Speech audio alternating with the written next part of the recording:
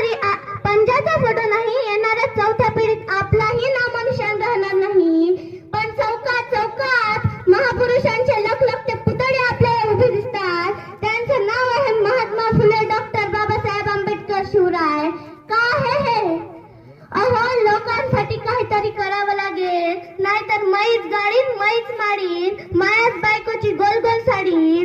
जे लोक लोकांसाठी जगतात तेच लोक लोकांच्या स्मरणात राहतात. आपण 25 वर्षाचे झालो तरी आपल्या स्वप्नांसाठी जर आपल्या बापाला मेहनत घ्यावी लागत असेल तर तू आहे तुझ्या मर्दांगीवर एवढ्या मोठ्या भोप्या.